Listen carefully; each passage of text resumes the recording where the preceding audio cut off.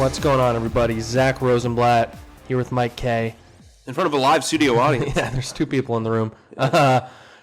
Latest episode of the No Huddle Show. We're here to talk about a very big football game on Sunday, the Dallas Cowboys. We'll get into that in a second. As I do at the beginning of every podcast lately, I got to remind you guys to sign up for our text message service, Eagles Extra. The numbers keep going up. We're getting a lot of messages. It's been a lot of fun. Again, it only costs $4.99 a month, and it's free for the first 2 weeks. It's all over NJ.com. It's all over our Twitter. I know you've been enjoying it quite a bit. Yeah, right? you're getting an exclusive A&A on your own time. Like, you can text us whenever you want and basically say, "Hey Zach, what do you think of the wide receiver situation?" Yeah. And we'll give you a detailed, personalized update on that or an analysis. Also, since it's free for 2 weeks, you get the rest of the regular season run, so you can, and then into the off season. Yeah. So, but the rest of the regular season run's free. So, you know, and then you can get to the playoffs with us once you've kind of, assessed the situation and taken in the product, which I think is pretty cool. Yeah, and there's a story I'm working on that is coming out tomorrow, and I think I'm going to tease some of it out tonight just as a little preview. And so the only people that are going to get that are the ones that are subscribed to Eagles Extra. And I think that's pretty cool because, Mike and I every now and then work on some cool stuff. And every now and then. And we like the ability to let you guys know what it is before the rest of the world knows. So just, again, sign up for Eagles Extra because I told you to do so. All right. And I am the boss. I'm just kidding. All right, let's get into this Eagles-Cowboys game. Before we get into the nitty-gritty, some injury stuff. I'd say the only one player that it seems like has fully progressed towards possibly playing out of all the major ones is Derek Barnett, who has an ankle injury. He's missed the last 2 games. I think he's going to practice today. Which is Friday. By the time this is out, he will have practiced already. Lane Johnson, I think they're less confident in, and I think if they were to play today, he probably wouldn't play. Which doesn't give me a whole lot of confidence for Sunday either. I think the fact that it's DeMarcus Lawrence out there, you don't want to throw even Lane Johnson at whatever percentage below 100. I'm just not sure that's gonna do the job against. I mean, maybe that's better than Big V. That's the debate you have, but I don't know. How do you feel about that if Lane doesn't play on Sunday? I mean, high ankle sprains are typically a month-long recovery, so. But we know Lane is crazy. Right, but being crazy and being, good is, or being playing well. Yeah. 2 different things. He's had the injury for a week or 2 weeks. I just don't think it's the smart move, especially if you are trying to make the playoffs. You want him for that entire playoff run. You want him to be healthy.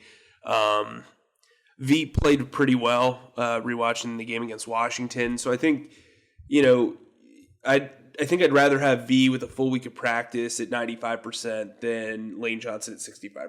So, yeah. Again, I think it's the right call to sit him out if they do end up sitting him out. If he's not practicing today, I don't know how you can expect for him to be ready to take on one of the league's, or at least the division's better pass rushers. The other guy we need to talk about is Nelson Aguilar, who hasn't practiced in 3 weeks. Yeah, and I guess he walked in the locker room yesterday with a swollen knee. Yeah, it was... It was. Usually the injured guys, by the way, don't appear in the locker room, but I think Nelson Aguilar probably saw how everybody was talking about this situation. He was like, "Oh, I've been working on the story, so I wasn't in there, but in my head, he's just walking in there making noises so everybody notices him and stretching really loudly."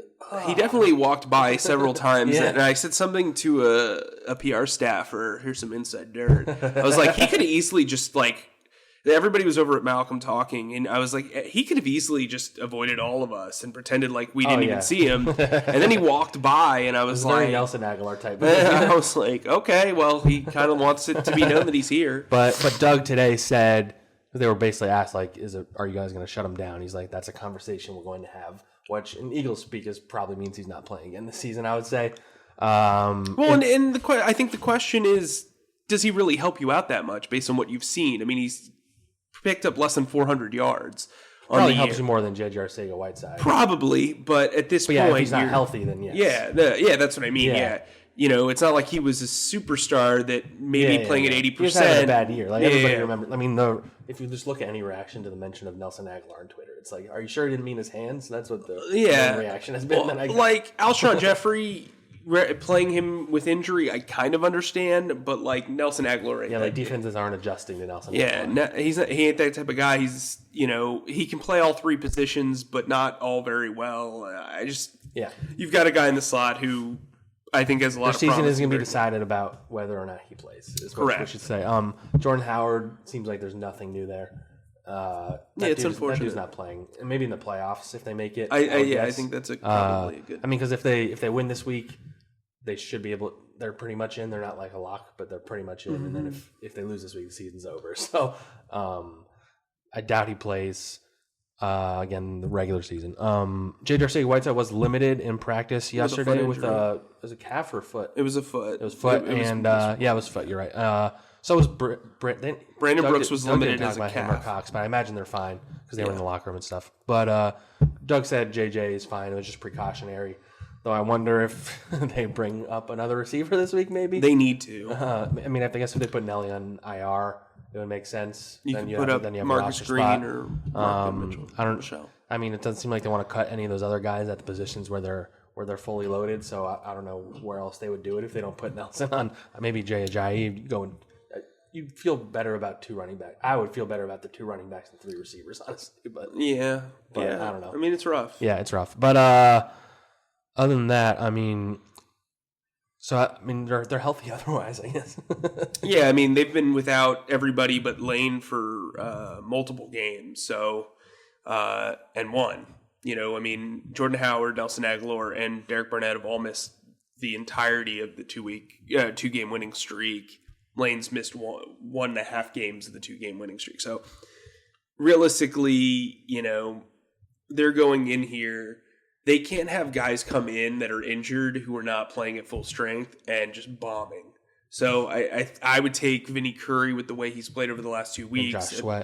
And Josh Sweat at 95% over Derek Barnett at 75%. Yeah. So I think that's their outlook, and I think the way the season's gone, it's play with what you have, knives out, you know what I mean? And it is what it is. Yeah. And then from the Cowboys side, Dak doesn't look like he's going to practice. I think he might throw on like Saturday or something like that. He's not going to miss the game, obviously. There's like a lot of, I don't know if it's all fake or smoke or whatever, but there's a lot of talk about him like not being able to throw the ball down the field or something like that. I'll believe that when I see it. Though, I mean, the shoulder, he's a guy that doesn't get hurt. So the fact that he's missing practice is at least relevant. I'm wondering if, I know the Eagles won't say, but I'm wondering if they're like thinking about that when they prepare for this game.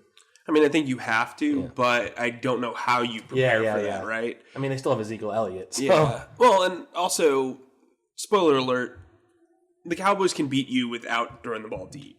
They have a lot of guys who are very elusive at the line of scrimmage, can get yards after the catch. They could work that short to intermediate route concepts and still pick up yardage. Tackling is going to be key here. Dak is fine sitting in the pocket and throwing slant routes and out routes that are 15 to 12 yards. You got to stop Zeke. You've got to tackle well. You've got to tackle Tony Pollard well. One of the biggest problems they had in Week 7 is they couldn't tackle well. Yeah, I mean, remember the Tony Pollard touchdown? No, it was Tavon Austin where he juked Orlando Scandrick. Yeah, Orlando Scandrick apparently forgot that he played for both teams. Yeah. So, yeah, I mean, look, you've got to tackle, and you got to tackle well in open space, which has been a problem the entire season. Avonte Maddox had some really tough times against the Redskins due to that. You have to cover well. You have to cover well in small spaces. I expect them to use a lot of dollar package, which would be basically dime with a big nickel. But the big nickel would be Maddox or LeBlanc, depending on who they decide. They're going to have to blitz in this game. I think Malcolm Jenkins might be the spy on Ezekiel Elliott. And Dak, you've got to hit him. You have to hit him. If he's a wounded animal, you've got to be able to kind of make sure that he doesn't get a free pass. You've got to hit him. And listen, Dwayne Haskins with a much inferior line never got hit until the final play of the game last And it was week. only named a sack like days later. Right. I mean, Dak needs to feel the pressure. And I think at home they've done better at getting pressure. I think the crowd noise will help. The link's going to be rocking. But at some point, this team needs to step up on defense and get to the quarterback. The home field advantage doesn't work unless you're forcing turnovers and hitting the quarterback. Yeah. So before we get like full preview, let's have like the Carson Wentz discussion which has been raging on this week. Of course. Our former employee of the NJ Advanced Media Company wrote that it's the biggest game of Carson Wentz's career, and Colin Cowherd Evergreen caught wind of that and like went in the complete opposite direction, probably over the top too, because I thought some of his points were pretty poor also. But like, where do you stand on the whole? I think we both agree that that's kind of a ridiculous statement for a regular season game, maybe. But I mean, like, that's the thing. It's like more complicated than just saying it's the most important game. Like, the reason why it's an important game is because they're 7-7 and they've been bad all year. It's more nuanced, and it comes down to actually understanding football. And I don't mean to be like I'm not trying to be snarky. I'm not trying to act like not trying to be like Doug with the Coke and the hot dog. Yeah, I'm not trying to be an elitist here, but like realistically, Carson's been throwing to. Do you know what it's like to throw to somebody when they're in a potato sack race with the person they're playing against? That's basically what it's been. Guys have not been getting open. Guys aren't very good around him. He's got Zack, Dallas Goedert, and 3 guys who have been on either on the practice squad or hadn't caught the ball regularly all season. I mean, that's what he's got. His best tackle is gone. There's a lot of circumstances surrounding him where he's got less than ideal circumstances. The defense isn't playing well. This is a team sport. Yes, quarterbacks need to elevate the talent around them. He's done that the last 2 weeks. Dallas is still a good team, and they have a good defense. And like, it's just there's so many more variables. Yeah, so number one, if he throws for 300 yards, 2 touchdowns, no interceptions, then they lose. So does that mean it's his fault? Right. And number two, like I don't think Carson Wentz has been the reason why the Eagles have either like won or lost any games necessarily. Like, it's not that simple. Like, a lot of other stuff happens around it. So like, he's not the reason why they beat the Bills. He barely threw for any yards. He barely threw for any yards against the Packers. He played poorly against the Seahawks, but like, there was a lot of problems in that game. I mean, he was bad against the Seahawks. If there was a game where you can blame him for, it'd be that one. My point being, like, his career is not being defined by one regular season game in 2019. So I think it's a matter of phrasing, right? Yeah, exactly. It's all about the phrasing. I think this is the biggest game he's played in the NFL. I don't think this is the biggest game of his career. Yeah. Do you understand? You get what I'm saying? Does that make more sense? And also, it's only looks like the biggest game because 2 years ago they beat everybody, so they knew what their fate was going to be already at this point. So, like, the Rams game, you could say was maybe the biggest one, but he got hurt in that one, so you forget about it, kind of. Right. Like, it's all circumstantial. Like, that's why it's so. Like, if they lose this game and he plays a bad game, that doesn't mean you give up on Carson Wentz. Like, that's why I don't get. Thing. You won't catch me saying stuff like that because I just don't think that that's a thing. I do think Cowherd had some pretty decent points. I think, radio culture in Philadelphia is different than it is in any other city. Well, maybe New York. Yeah, and Boston maybe. Where the ideas of radio kind of guide the light of the fan base as a greater whole. Fair or not. Yeah. Fair or not. And, like we brought up my brother-in-law's brother, Paul, consistently. He's a guy who kind of doesn't buy into the radio thought process, but he's very aware of it. It's a culture. And I think there's so many hot takes and there's so many reasons to rush to judgment. They have to fill the time over the course of a long day. Like, I get that part of it. But to say that this is the biggest game of Carson Wentz's career to this point, these are 2 7-7 teams. Yeah. This is the worst division in football right now. Like, they're stumbling in the playoffs if they make it. Right. I mean, here's the thing. This is a game where if the Eagles beat the Cowboys and then lay an egg next week against the Giants, what does that mean? Yeah, exactly. Then what's that Giants game? And they missed the playoffs still. Like, And when you're constantly moving the goalposts of when the this is the biggest win of Carson's career, this is the biggest game, this is the biggest throw. The bottom line is it's a win or a loss. Yeah. And I think, he can have a good performance. Look at the way people talked about him after the Green Bay game, where he was basically the game manager. Yeah, the game manager. I think that's the best game this team's played as a whole this season outside of the Jets game. All of it, yeah. Right. It's a team game. I do think that at some point, with the way that the Cowboys have dominated the Eagles, they've won 4 straight against them. You can throw the Nate Sudfeld game out if you want. So that's 3 straight games. And not only have they dominated them one-on-one, they've dominated the division in a lot of ways. They won 2 of the last 3 division titles. The Eagles obviously won it in 2017. But this is a group that needs to kind of get over this, hey, we're losing to Jason Garrett all the time. I do find it funny. There it goes. There it goes, the spirit of Jason Garrett. The thing that I find really interesting about Philadelphia radio culture is there's this sentiment that, like, Jason Garrett's terrible, so the Eagles would actually probably benefit from losing because maybe Jason Garrett stays in the division. Well, no, that's not the case. Jason Garrett's done very, very well against the Eagles during his career. So to say that, maybe overall he's kind of a bit of a dopey coach, he's still been kryptonite for Doug Peterson since he's been here. And I think to be foolish enough to say, oh, well, you know what? We want Jason Garrett to stick around in the NFC East is kind of silly to me. Yeah. Especially like in the context of, if they lose, at least that means Garrett's, if he's staying around, then the Eagles aren't winning anything, it looks like. Right, exactly. It's not because of him maybe, but yeah. But like on the surface, like if you he's won 3 games against Doug, yeah. Yeah, if you subscribe to this is the biggest game of Carson Wentz's career, you also should be subscribing to the fact that Jason Garrett's whooped this team 3 times in a row with pretty favorable circumstances. Yeah, and the most recent one was a blowout. Right. So there.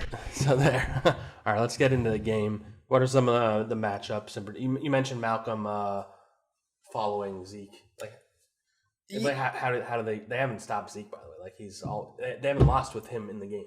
Yeah, I mean, this is This is a situation where everybody's going to kind of have to take priority on him. But I think if you have Malcolm kind of being the guy who's there that's his one goal. He's going to cover him. He's going to be the first guy at him at the point of attack when he hits the hole. He's the guy, in my opinion. He's the best tackler of the 4 guys in the secondary. He's a better tackler than Nathan Gary, God knows. And I mean, Nigel Bradham's going to have to assist him. This is going to have to be a team effort. Jim Schwartz talks about this all the time. When you tackle well as a team, you don't notice missed tackles. And I think that that's an important sentiment to have.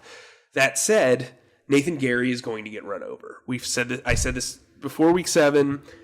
He is not big enough to be in the middle. And I just don't see this team really being able to stop him. That said, when you have a dominant running game against you, but you can keep them out of the end zone, that's helpful. If they're just riding Zeke and it's a one-dimensional game because Dak's injured, draining the clock and all that. Yeah. Cool, they're draining the clock, but if they're settling for field goals, that doesn't really matter if you can put up points on the other side. If you can hold them to 20 points, you're going to win this game. Conversely, if you can take away the run and Dak has to throw the whole game, he's going to produce turnovers. If you look at the Rams game last week, they leaned heavily on the running game. Tony Pollard and Ezekiel Elliott went off. Yeah, and the receivers who have killed the Eagles in the past did basically nothing. Right, and Jared Goff had some turnovers. Did not look good. That dude sucks. So Carson needs to protect the football. The offense needs to kind of run through Miles Sanders again, who I think is the best offensive player on this team right now. Yeah. It's not saying much, but yes. I mean, and then you got Zach Ertz, who's constantly coming up clutch. I almost guarantee you he will make a big play in this game. If the Eagles win this game, it will be he'll probably have a big one at the end. And he's 3 catches away from breaking Jason Witten's record for the most receptions by a tight end through 7 seasons, which is pretty impressive. I know there were people that kind of scoffed at the notion of wow, the specificity of it. Probably. But think about that: 7 seasons. That's every tight end. That's not just Jason. He's on pace to lead all tight ends and stuff. Right. If he plays for 600 years like Jason Witten or Tony Gonzalez. Yeah. So again, I think this is a big game for the actual pieces they have. Miles Sanders, Dallas Goedert, Zach Ertz, maybe Greg Ward, maybe, Rob Davis. It's probably going to be tougher for Greg Ward to have a game like he did last week against this team because Byron Jones is probably going to be covering him. Well, no, unless actually, he's covering Ertz, I guess. Yeah, I think Byron. That's another match. He will be open, I guess. Yeah, Byron Jones. You're going to designate your best cover guy to Zach Ertz no matter what. And since the Eagles don't have really wide receivers that are going to threaten you, that don't scare you. Yeah, you're going to put Byron Jones in there. But that said, the safety Xavier Woods is probably going to line up against a guy like Miles Sanders or a guy like Greg Ward, and that will help you move the ball up the field. They need to run really well in this game. They need to do some 2-back sets with Boston Scott and Miles Sanders to kind of allude to run and pass. There needs to be some RPO action. Neither one of their corners really do anything for me. What is it, Chidobe Awuzie and somebody else? What's his name? I can look it up. I mean, they're solid. They're just not world beaters. I think Rob Davis showed during the Redskins game he got open. He was getting open, yeah. And while JJ wasn't. Yeah, so it'll be interesting to see how they adjust. They can't go through this game with just one wide receiver catching the football. But again, it's Jordan Lewis. Is that the guy you were thinking of? Yeah, Jordan Lewis. So, but again, this team needs to deliver. They need to play a full game. They know what's at stake. I'm interested to see kind of Lael Collins versus Brandon Graham. Brandon Graham's been shut out the last 3 weeks. And if he wants to get 10 sacks, he's got to start this week. But he's also a guy that kind of steps up in major moments. Yeah. And I think this could be the game. Ever heard of the Super Bowl? Once or twice. And I think Fletcher Cox also gets up for big big games. So I think this could be a good game from the defensive front. It seems like they had 3 sacks against them the last time they played. I think that was one of the better sack performances of the season for a defense against that offensive line. So, it'll be interesting. And, I mean, this team will go as Miles Sanders and Carson Wentz go, and whether that's fair or not. And, we'll see. They don't have ideal circumstances. The starting right tackle's not there. They have wide receivers that most people couldn't name that are Eagles fans. And I think, Dallas Goedert running a 2-game touchdown streak against the Cowboys. Maybe he does well against his namesake. And I will say, I think you talked about this a little bit. I think they are going to go pretty heavy on the screen game. Yeah, I do. I think you kind of have to, especially that's kind of how you can try and help the big V at right tackle. I think you see a lot of Dallas Goedert over there helping him block. I think a large reason why they came back against the Giants is they ran the screen game so well with Boston Scott. Yeah, I mean, he had 5 catches, and they were mostly in the second half, I believe. What I appreciate about Boston Scott is he's extremely patient in setting up his blocks, especially in the screen game. So we'll see how that goes. I hope they get Greg Ward. I'm just waiting for them. It'd be easier to get creative with him if he wasn't their number 1 wide receiver, to be honest. But I am waiting for them to do something, whether it's an end around or a wildcat play, something he has that sort of dynamism to him. Yeah, I mean, when Nelson Aguilar was the number 1 wide receiver. Like a Nelson Aguilar type thing, because they used to do that with him a lot. Right. They needed to use pre-snap motion pretty regularly. It worked earlier in the season. They just can't rely on it so heavily that it becomes kind of their identity on offense against the Cowboys. I think the Cowboys defense that unit's a good group. There's definitely issues. I think you can run on them. I think you can do well in the screen game against them. And I think, given what we've seen on tape the last 3 weeks, I think you can push the ball on them down the field because they're not really going to be respecting or expecting that. All right. Is there any other tidbits going into this game that you're looking at before we do our predictions? I mean, here's the thing. We constantly talk about how much more talented Dallas is. We've talked about it. You've talked about it. They've beaten 1 team with a winning record. And I think that that's important. I think when you look at the resilience of the Eagles, if this game is very close in the fourth quarter, I think the Eagles win it. That said, they have to start fast. They have to do all that stuff. If this kind of ebbs and flows as a low-scoring game, I think the Eagles are in really good shape. If it's a shootout, they're not going to win this game, period. It's just not going to happen. And I actually think, maybe Dak impresses us and throws a bomb the first play of the game because they want to test it out. That's bad news. You want them to run the football, because if they're running the football and they're confident in running the football and you're stopping them, that can eat up a lot of time. I think whoever wins the kickoff is going to be wins the coin toss is going to be in really good shape, because especially if they say the right thing. Yeah. I totally forgot about that. Deferring is There's going to be more eyes on this coin toss than maybe any ever. Deferring is very important in this one. And saying that you're deferring. Yes, correct. Maybe have a different captain this time. This is a stupid rule. Somebody who's very, clearly... You're the defer guy. You're the receiving guy. Have the long snapper. Put that on his plate. You know what I mean? Oh, by the way, since our last pod, Pro Bowl happened, and we forgot to do an emergency podcast about Rick Lovato being the first ever NFC long snapper to make it. Well, he's the first. Well, voted in. Yeah. Voted in. Long story short, they passed. Typically, the head coach of each Pro Bowl team would pick the long snapper because they felt like fans and players wouldn't really vote on it and give credence to the vote. Zack of the Giants, J.J. Jansen of the Carolina Panthers, Joe Cardona of the Patriots, and then Morgan Cox of the Ravens kind of started this movement with the NFLPA. They got it passed.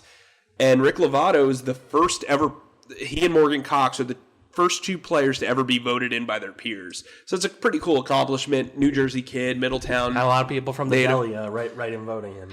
I asked him if he was going to do if there was going to be a Pro Bowl deli sandwich. He kind of that's not funny. He was like, yeah. That's like a lot of my jokes. But other guys that got in were Zach Ertz, Jason Kelsey, Brandon Brooks, and Fletcher Cox, which I feel like he's getting, he's not having a bad year. That's a name more one. Of a reputation. Yeah, that's a name numbers one. Are, if you look at it compared to last year, he's having a good year. Yeah, it's just from a number standpoint. Yeah. He hasn't been great. He hasn't been Fletcher Cox level great. He's been great. So what'd you have for a prediction?